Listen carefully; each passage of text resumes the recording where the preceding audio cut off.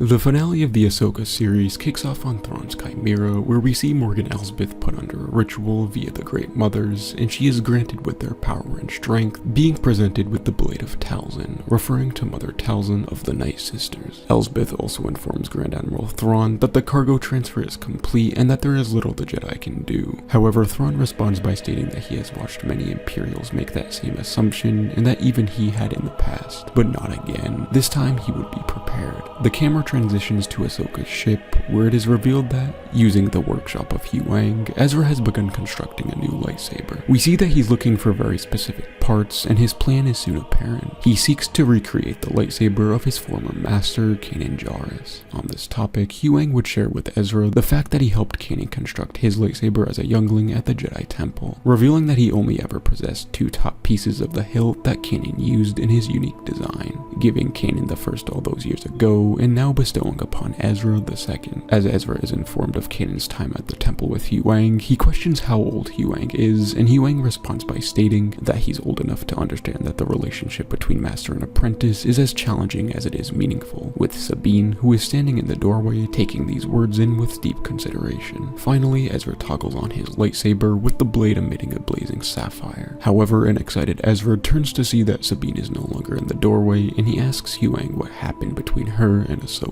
Huyang responds by telling him that Ahsoka became afraid that Sabine was training to become a Jedi for the wrong reasons after what happened on Mandalore. He continues by stating that at the end of the war, the Empire purged the surface of the planet, causing Sabine to lose her entire family. With this, Ahsoka believed that if Sabine were to reach her potential, she would become dangerous. In other words, turning out to be as vengeful and twisted as her master Anakin did. This transitions into a scene where we see Ahsoka telling Sabine that she understands her, and that she had to make many difficult choices throughout the years, having only Anakin who understood her and who stood by her regardless of the situation, fully accepting his fate and redemption. She finishes by telling Sabine that she wishes to act the same as her master by being there for Sabine in her times of need, also foreshadowing a scene later on by telling Sabine to train with her mind and trust in the Force. As Ahsoka, Sabine, and Ezra group up, they are interrupted by two TIE fighters that, despite eventually being destroyed, managed to damage their ship enough to prevent them from using it, having to resort to the canine mounts from previous episodes. While Huyang stays behind to repair the ship,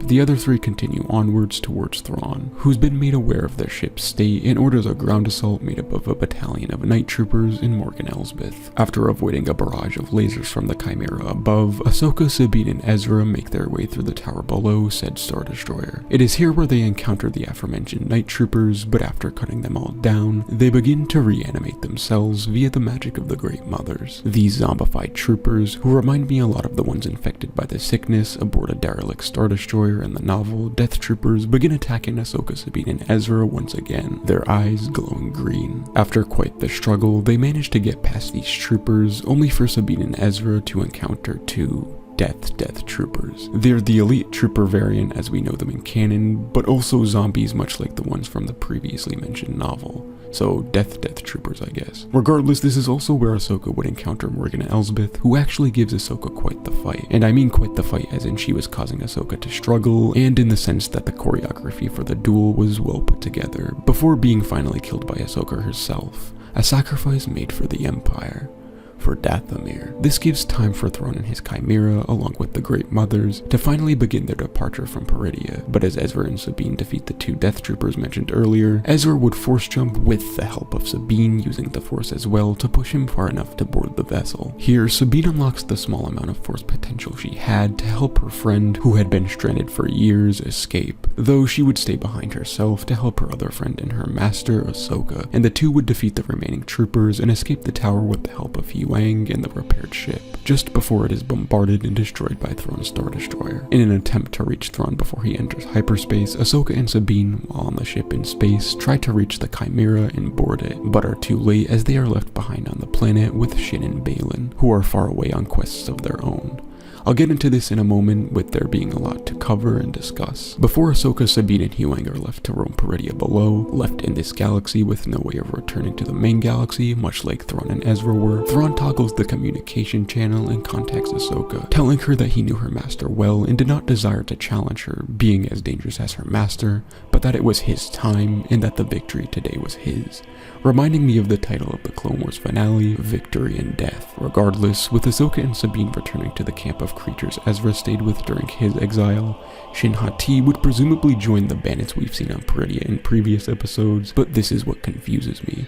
I'm not sure what they're doing with her character, but I'm sure we'll find out in a likely season 2. Nevertheless, and with this being one of the most interesting parts in my opinion, we see Baylan standing just above the statues of the Mortis gods, with the fathers and sons statue complete and a headless daughter on the left. Interestingly, we see the bird Morai at the end of the episode greet Ahsoka, and I think this is conveying the fact that the daughter is not with the other Mortis statues, or at least not fully intact like the others, because the daughter lives within Morai and Ahsoka, as the daughter's final act is resurrecting Ahsoka, who, after that, we can assume possesses the celestial blood of the ones of Mortis. I also think this is perhaps hinting at a possibility of Abeloth being revealed in the future as the main threat alongside, or even additionally against, Grand Admiral Thrawn. After departing from Thrawn's fleet, Ezra meets back up with Hera in a touching moment, and Thrawn and the Night Sisters arrive on Dathomir. Finally, the episode ends with Sabine seeing a slither of something, but just believing it to be her eyes tricking her.